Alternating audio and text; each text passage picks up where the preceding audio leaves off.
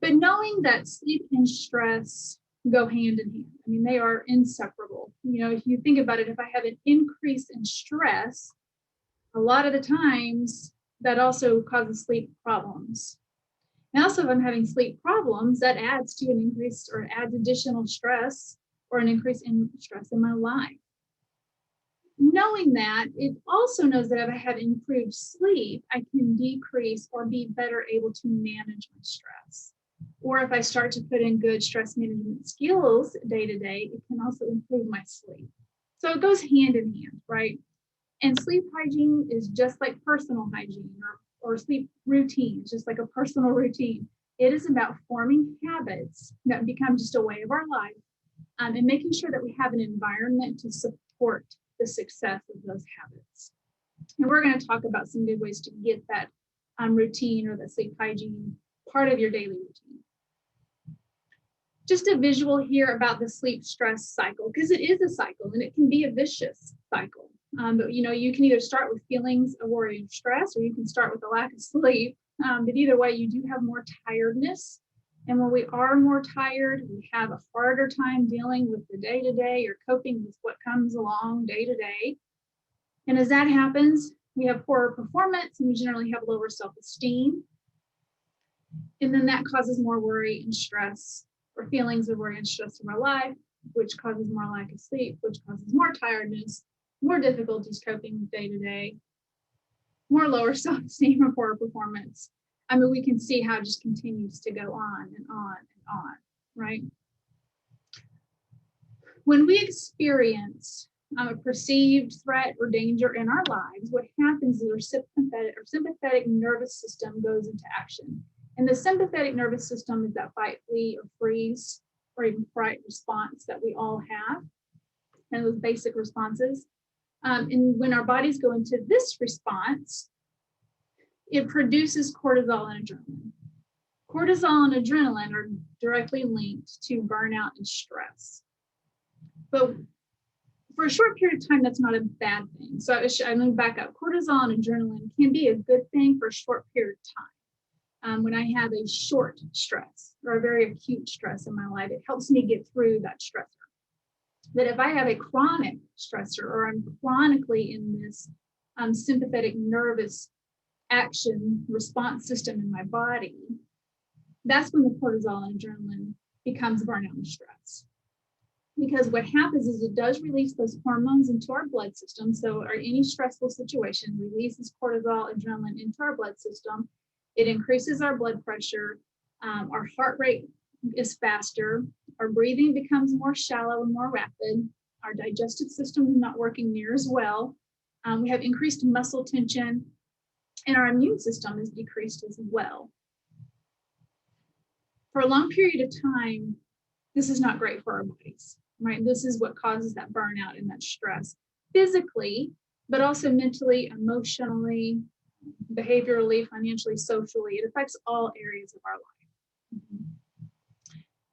This overstimulated response of our bodies causes sleep deprivation, because what it does to our sleep cycle is it generally will stay away a lot longer. We can't have a hard time falling asleep, or we wake up a lot more often throughout the night and can't go back to sleep.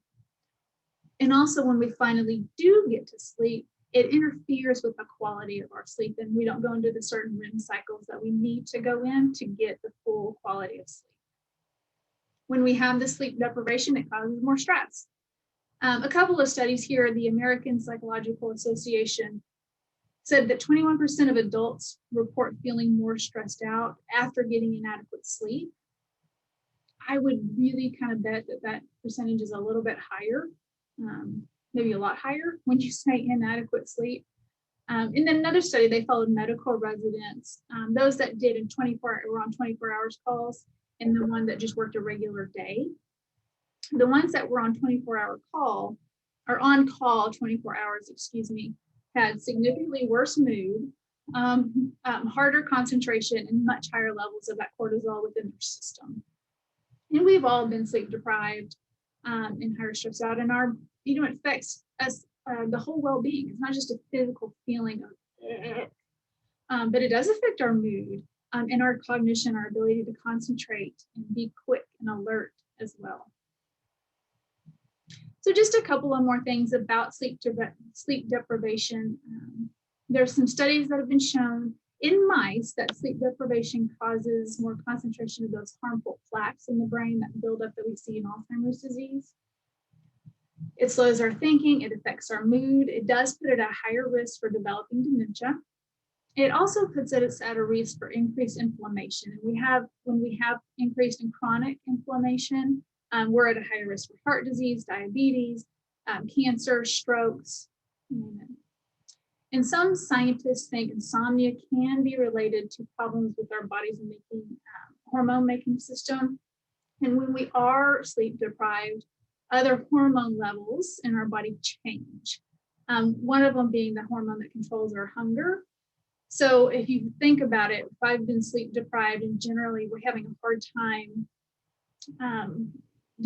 making good choices in our diet, I should say, those cravings that we have are harder to not go for the cravings that we want. A lot of that has to do with the hormone levels that fluctuate because of lack of sleep. We eat more, we seem more hungry, and we crave more sweets and more salts. We can easily gain weight. But the good news is we can turn this cycle around. Yes, we saw that cycle, and it can be vicious, less sleep, more stress, less sleep, right? It just goes on. And it can very quickly become a very big problem in our lives, but we can turn it around. There are simple things we can do to stop that cycle and have a better cycle back in our lives. And what this involves is it's a day-long process of having a good sleep hygiene. And so we'll talk about the most important parts of that. One of them being exercise. Exercise is so important for many reasons, but studies show that people who engage in moderate levels of exercise regularly are more alert during the day and they sleep better at night. Exercise promotes good sleep. Not only does it help us go to sleep faster and stay asleep longer, it helps us stay in that quality of sleep or get the quality of sleep that we need. So we're going through all the REM cycles we need to get that sleep, the quality of sleep that our brains and our bodies need. They're saying 30 minutes a day of exercise, at least 2 to 3 hours prior to bedtime. You don't want to exercise too close to bedtime because that can keep you awake for longer because your body was just maybe not overexerting, but it was exerting, and it's hyperactive right now. So you want to give it a few hours before you go to sleep. And exercise itself has a direct effect on stress. There's many things. Exercise is your brain's best friend for one thing, but it does affect the levels of stress and it reduces those levels of stress. But it also has the benefit of promoting good sleep. So you're kind of knocking out two things with one exercise routine. And some exercise is better than none. We're not talking a lot about exercise today, but if you need to start something new, or you haven't exercised in a long time, or you're afraid of going to the gym, so you got to figure out what exercise am I going to do now. It's really important to know that some exercise is better than none. And a lot of it is you're just moving more throughout the day, and not being as sedentary can be a good place to start. For sleep, exercise, but we also want to stick to a consistent schedule. And this is we're getting up around the same time and we're going to bed around the same time every day, even on weekends and even on vacation time. This is really good. It's training your body. If you're having to start a new schedule, you got to train your body to get up and go to sleep around the same time. One study showed that sticking to a consistent schedule significantly reduced the amount of time it took people to fall asleep because your body was used to, oh, now it's time to go to sleep. It was trained, right? You can also help this if you get sunlight early in the day. So within 30 minutes to an hour after you wake up, if you can get sunlight in your skin, like go outside, get fresh air and get that sun soaked into your skin, there's something to it that it helps that sleep-wake cycle and helps kind of kickstart or regulate that circadian rhythm within your body. You also want to watch what you eat and you drink. It's a day-long process, right? Now, when you're getting closer to bedtime, you want to eat more lighter meals, not really big, heavy meals or spicy meals, especially if you're prone to heartburn or acid reflux, because that can keep you awake. It hurts to lie down flat, and sit up. I'm just really uncomfortable because I ate too much or it was a really heavy meal. And that's just going to make it much harder for us to fall asleep.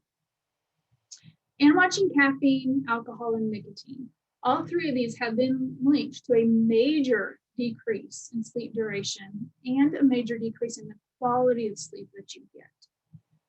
So caffeine, and this is going to be different for each person, but one study even showed that having caffeine in your diet or consumed within 6 hours of bedtime was disruptive to sleep. It'll be different for a lot of people, but as we get older, our bodies are not metabolizing our food or our medications or our caffeine like it used to when we were younger. So we might have to adjust the amounts of caffeine that we get throughout the day.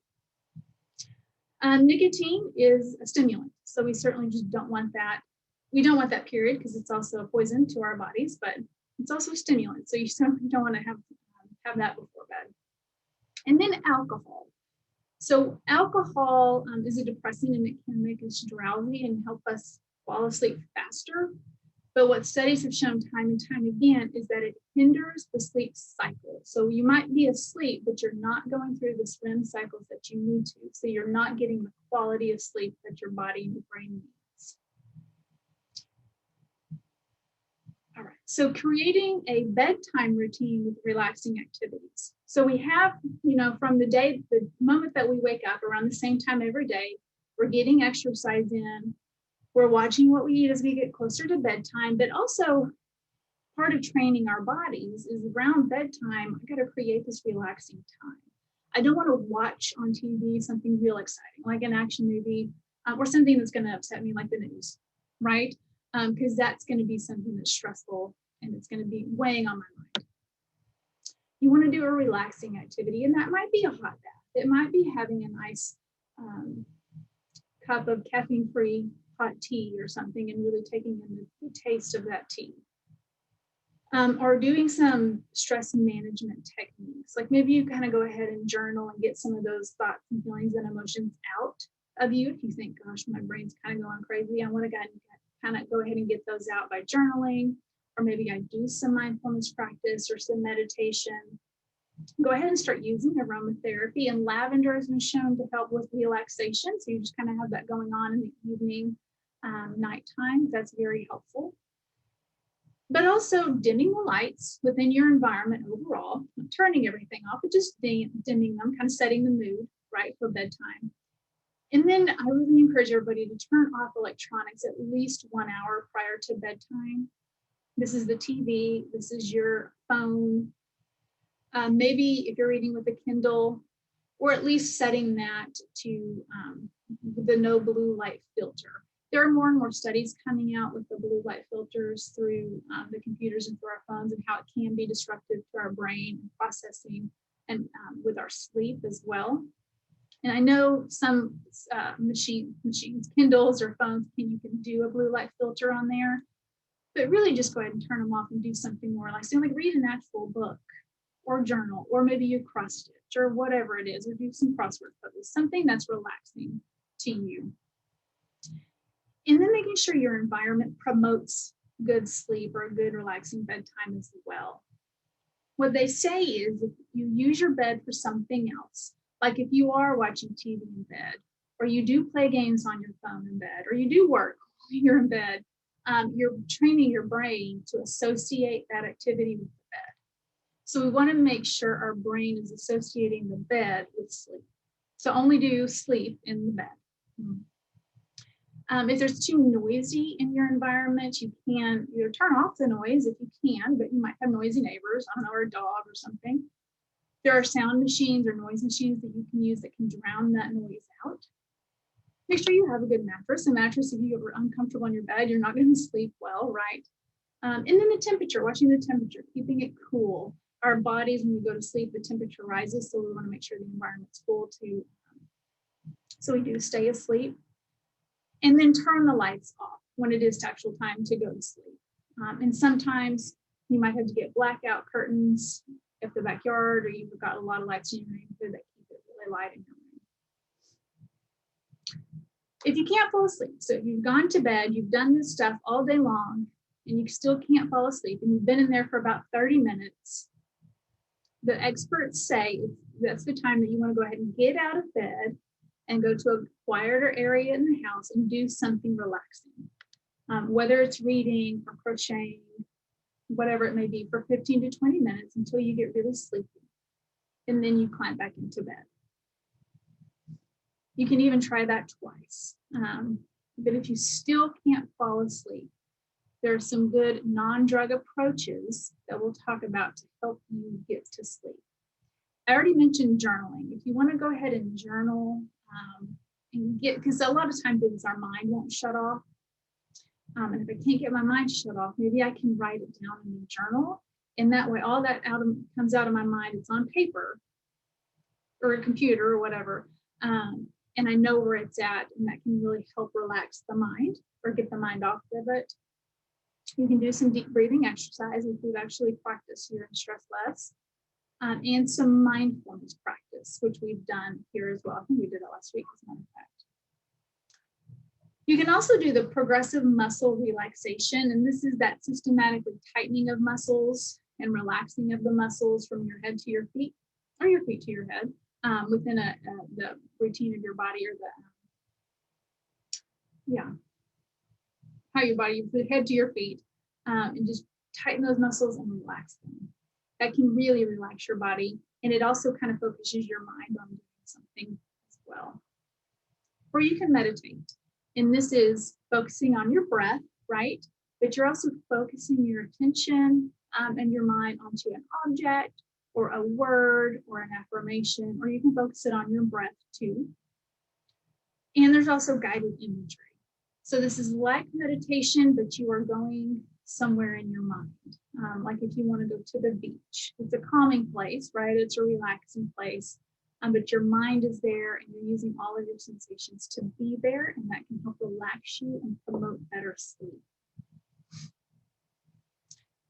When we start to put in these practices every day, like I said, day-long practice or day-long process, you can start to have less feelings, or maybe no feelings of stress or worry. You're going to help, it's going to get you a better night's sleep. So during the day, you're going to be more alert and energetic and feel restored. And you're going to be better able to cope with the day-to-day stuff that happens. And you're going to have improved self-esteem and better performance, which will, again, you're going to have less worries about feelings and stress, get a good night's sleep, have a better day, be more alert and energetic, cope better, perform better, and have better self-esteem. Now, I will say, just a few things to remember is you want to give yourself time to develop this good sleep hygiene.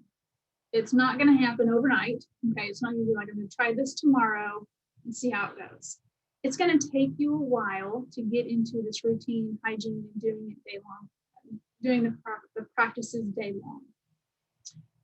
If you can only start with one thing, that's okay. Whether it's to help improve your sleep or help manage your stress, that's okay. Because one positive change has a snowball effect. So let's say you just start sticking to a routine. I'm going to get up at the same time, and I'm going to go to bed at the same time. So if you start doing that on a regular basis, it may be hard at first, but you're going to notice the positive changes, and that's going to create more changes, and it's going to want you to create more positive changes as well. And then research has shown that when people are educated about a proper sleep hygiene, they do sleep better, longer, and function better throughout the day. And I put that in there because y'all are here at this program. You've been educated on what a proper sleep hygiene is and what to do. So y'all are well on your way to managing stress and getting better sleep. So our journal prompt today, if you're doing our journal, list 20 things that have made or make you happy. And I like that one. That can be even maybe a good thing to do in the evening time as a relaxing activity, is writing a positive journal. And here is our information